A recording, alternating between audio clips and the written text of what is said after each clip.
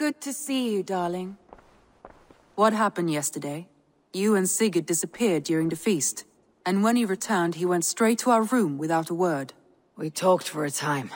I asked many questions, but got few answers.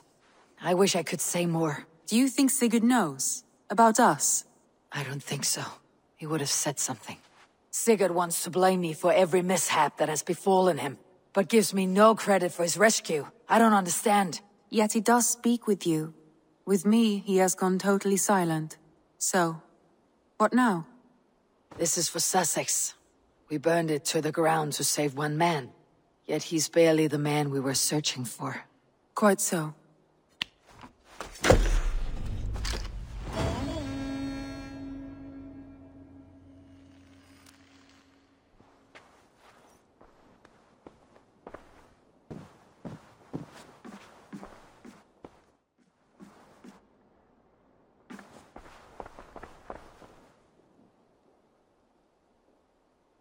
I want to see the Alliance map.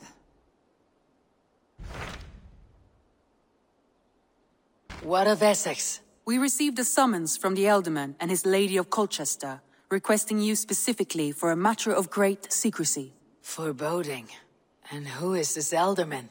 One of King Alfred's lackeys. According to my scouts, he is a man who cares more for his own indulgences than the safety of his people. Approach with care.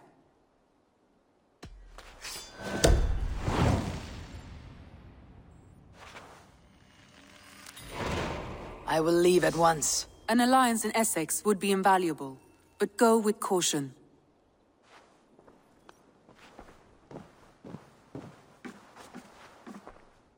Hello everyone, and welcome to our Assassin's Creed Valhalla Let's Play. Today we embark upon our journey with an uncommon proposition. Why is my cup empty? Perhaps because you have drunk the barrel dry? Damn beer stand. His household is as poorly run as his lands. Estrid is a good wife. Far better than he deserves. You would say that, Adrian. Your wife acts like a sow in a skirt. My sweater run is a worthy woman, you coxcomb. But she's an excellent cook. With a fine nose for truffles. Lord, Ah, a heroic-looking Dane in our midst. I am looking for Beerstan, the Elderman of this shire.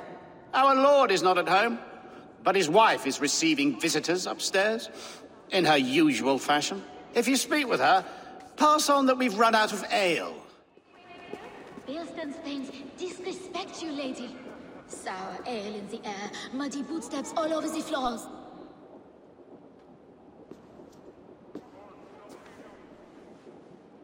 You! Gods will come at one cry from me! Sheathe your blade, lady. I am Eivor of the Raven clan, here at your husband's request. Another Dane. I am Estrid, wife of the Lord of Essex. As you may have heard, my lord is not at home. I am weary of rounding up Saxons. Is your husband stolen, drunk, or wayward? He'll be stalking the woodlands today, hunting game and ignoring the vital affairs of Essex. One such affair is why we called for you. If I can find him, I will remind him of his duties. Such would be a miracle. His favorite haunt is southwest of here. The lavender fields there attract the prey, God help him. With luck he hasn't been eaten, but I will return either way.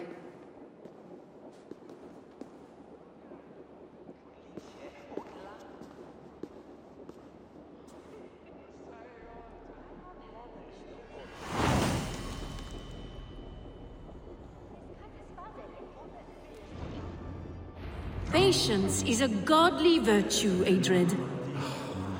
Even the saints would tire of waiting for Beerstan to hang up his bow. Dear Estrid, we must discuss the affairs of this land, with or without him.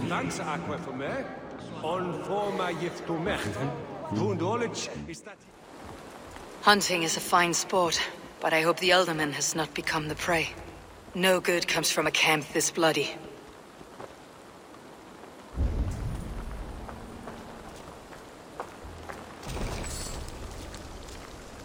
They were caught off guard as they supped.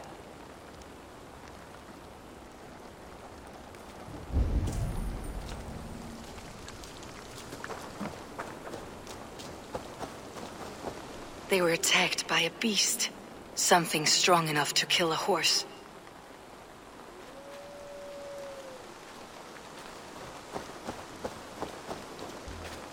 Some large prey left these tracks in the grass.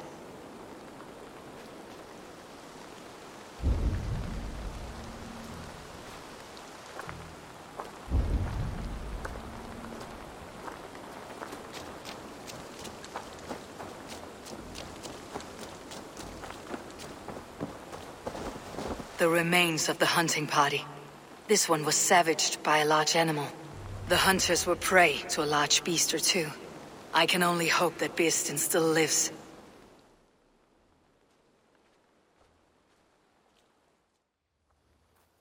Alrighty, let's call up a trusted companion here and see if we can't garner some information. I do see some pretty thick bushes over here. I'm hoping that there's no boars or anything kind of lurking about, but we do at least see a military-aged male, so that's a pretty good sign that there's probably life over here. I think as we get a little bit closer, we're going to find out what's truly going on. Birsten! Ready your weapon, or accept your fate as a feast for bears. Ha! Your weapon strikes true!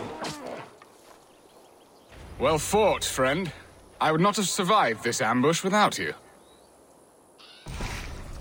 You have my gratitude to stumble upon me in my moment of greatest peril. Perhaps you were God-sent. I am Estrid sent. Your wife and the Thanes of Essex both want your balls on a blacksmith's anvil. When do they not? You could return and report that the savage claw took me. Poor Birsten, his exit pursued by a bear. And make the beast Lord of Essex in your stead. No doubt my Estrid would prefer his velvet paws to my calloused hands. So, who are you? A sellsword? I am Eivor of the Raven Clan. You hinted at an alliance for the loan of my unique talents. Blood, yes. Let us return to Colchester at once, and we'll speak more of the delicate matter on my mind. I'm glad you answered my summons. I did not expect such a skilled fighter. It's good I came when I did. You lost many men on this hunt. Good men, all. They will have the proper rights, and their families will be cared for. Your people sacrificed much for your sport. They did. There is no balm for my tortured heart. Why did you ask me here? Do you believe in true love, Eivor? I have loved. But have you truly? Has a longing burned in your breast, a sweet, lingering pain, paralyzing you with its sting? There is pain enough in battle. I do not seek it out in love. I long for it. The thrill of a fight softly won. My wife Estrid lacks fire. She is a fish out of water, cold and dead. She showed great passion when I met her, keeping your Thanes in check. Oh, they love her, it is true. Some with too much devotion. And I have not been a good and attentive husband. I have always been a plucked goose in matters of love. And a piss-poor ruler to boot. Strong must be the hand that steers the ship, Birsten. My hand would rather tug the catgut of a well-crafted bow. My eyes narrowing at the sight of prey. Aye, a crown sits heavy on the head. Then let us run wild and free in the woods as the wolves do. Live on our wits, prowl and stalk and feast. You have a romantic way about you, Birsten. Do not fret. My guards will not worry you when we are together. You mismark me if you think I'm capable of worry. Have you built your city in the ruins of another? No, these builders are lost to the annals of time. Far advanced of the Saxon hovels of Wattle and Daub. I have ambition to build a great palace myself, with mosaics and balmy courtyards. What stops you? That which stops all but the most creative minds. Coin, imagination, talent. And your people? Is Essex happy? That is a question I never really ponder. I suppose they are. I hope they are. Alfred believes I rule like a chickless hen, flapping and squawking over nothing but the farmer's dinner. He interferes. No, he disapproves. Is that not infinitely worse? But look, we are nearing my hall. I must face the wolves at my door before we discuss your favor to Essex, Abel. It may be I can speed your business along.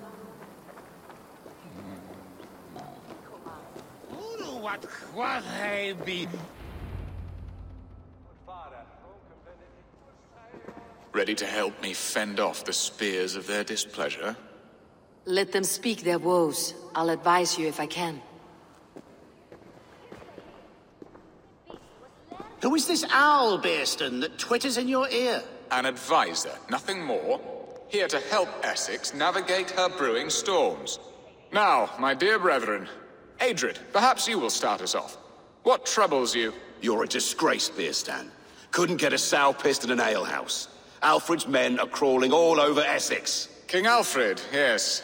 Though it is within his right, the constant presence of his men is certainly an issue.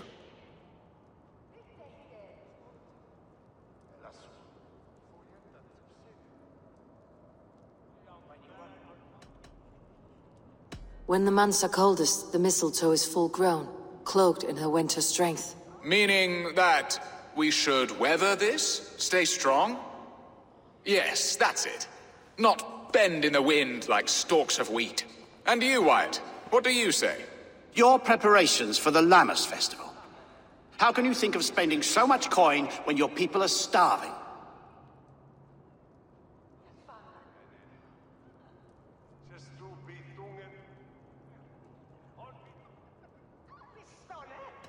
Often should one make an early meal, nor fasting come to the feast.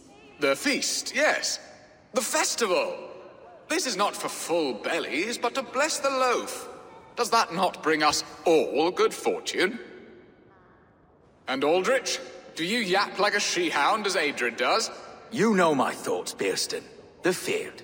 How can we give men to Alfred for his wars when our harvest suffers day by day?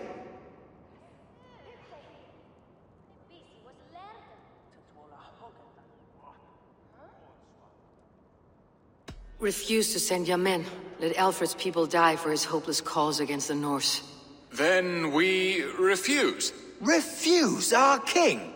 Has madness taken your wits, Bearston? There. Have I not answered all your questions? I thank you for your candor, Bearstan. You have put my mind somewhat at ease. Aye. Indeed. Good. With that we are concluded, my lords. Now, if you'll pardon me, I have much to discuss with my wife.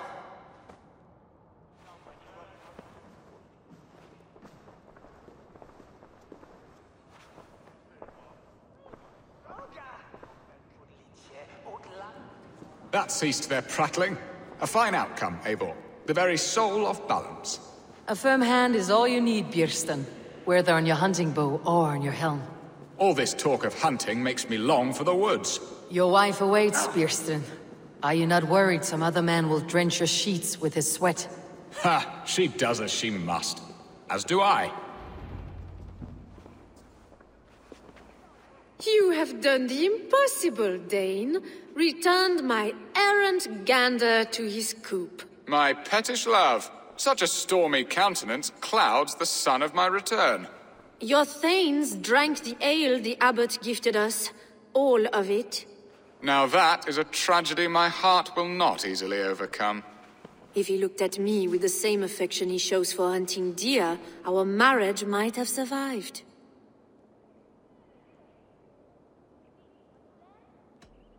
So, what do you need of me? Our affairs are more of heart than of state, Eivor. What little passion there was between us faded into bickering long ago. We would have our freedom, Eivor. I from my wife, and my wife from Essex. I am too sharp a weapon for so soft a task. Why not part and be done with it? Oh, were I a Dane, and divorce as simple as a slit throat. But it's not so easy as that.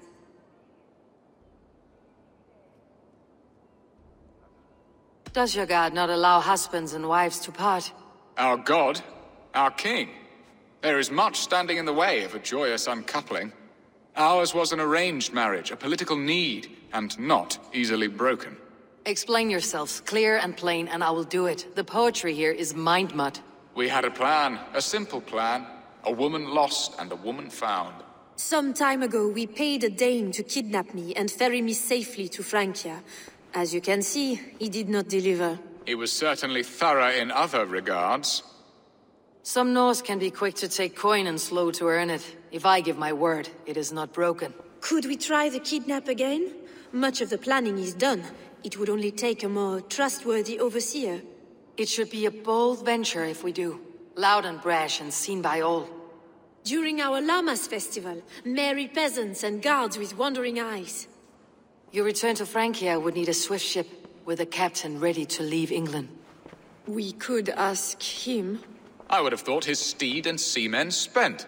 Come find me in the market, Eivor. Our unwelcome guests require food and ale to soften their anger. My wife is a gracious and attentive host, Eivor. The only thing that keeps my braying thanes at bay. And the woman found? A darling Maybud, Alvida, my childhood sweetheart. I left her 20 years ago in Malden to marry my prickled pear. 20 years? Can an ember so cold be reignited? We can hope. You must fan the flame. Find her, bring her to my lakeside cottage, and light a bonfire there. I will know to come. I believe she lived in the last house in Malden. A small, sweet place where fond memories were made. I will do as you both ask, and ask Freya for success in this love game. Good luck in your endeavors, Eivor. I pray you find my Alvida with a fair face and a yearning heart. Now, should I look for Alvida first, or meet with Estrid at the marketplace?